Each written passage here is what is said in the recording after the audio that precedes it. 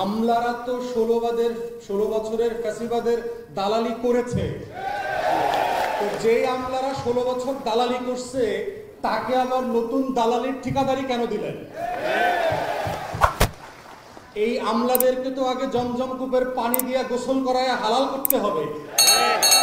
যারা জনগণ বিচ্ছিন্ন আওয়ামী লীগের দালালি করেছে গত 16 বছর, জাতীয় পার্টি দিল্লি কলকাতার বদমাইশিগিরি করছে বাংলাদেশ রাষ্ট্রে, তাকে কেন আপনি এক্সটেন্ডেড দায়িত্ব দিলেন?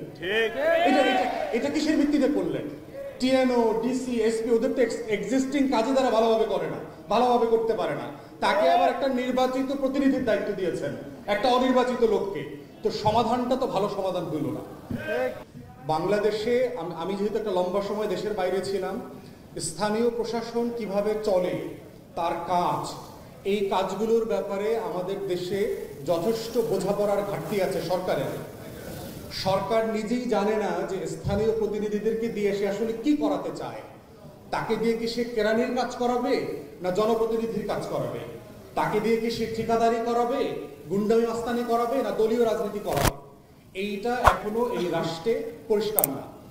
আমি যেহেতু ইউরোপে ছিলাম, আমি লন্ডনে দেখেছি যে আপনার স্থানীয় প্রশাসনের মৌলিক কাজ হচ্ছে দুইটা, একটা হচ্ছে সেবা আর একটা হচ্ছে রাজস্ব আদায়। তো আপনি এই সেবা এবং রাজস্ব আদায়ের কাজ করবার জন্য জনপ্রতিনিধিদেরকে যেভাবে ট্রেন করা দরকার, প্রশিক্ষিত করা দরকার, এই প্রশিক্ষণের আয়োজন আমরা কেন্দ্রীয় সরকারের মধ্যে দেখি না, কোনো চেষ্টা দেখি না, কিন্তু শুধু সমালোচনা দেখি যে হ্যাঁ স্থানীয় প্রতিনিধিতে আমরা টাকা দিছি, গম দিছি, লুটপাট হচ্ছে, চুরি হচ্ছে।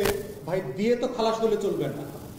আপনি এইটা বন্টন বিতরণ, এই ভাই বোনরা যারা দিনরাত কাজ করেন, লজিস্টিক্স নাই। আমি ইউনিয়ন পরিষদ গিয়ে দেখছি আপনার গরু চড়ায় আসছে ইউনিয়ন পরিষদের চেয়ারম্যান, কারণ হচ্ছে তাকে কম্পিউটারে কাজ করতে হইতেছে, তাকে মিটিং করানো লাগতেছে, হাল চাষ করতে হইতেছে। কেন কাজ করতে হচ্ছে? কেন আপনি তাকে ভালো ন্যায্য বেতন দিচ্ছেন না? এটা কেমন কথা? একজন জনপ্রতিনিধিকে তার এলাকাতে যদি বেঁচে থাকার মতো ন্যূনতম সম্মানজনক বেতন না দেন, তাহলে সে তো হাল চাষ করতে যাবে, অফিস বন্ধ করবে, সে মাছের চাষ করবে, সে পুকুরের ব্যবসা করবে, সে ঠিকাদারি করবে, গুন্ডামি বদমাইশি করবে, সালিশি করা, দুই পক্ষ থেকে টাকা নেবে। এটা কেন নেবে? তাহলে ওর খারাপ কাজের বদনাম আপনি করতেছেন, কিন্তু কেন সে খারাপ কাজটা করছে সেটা সমাধান আপনি করছেন না।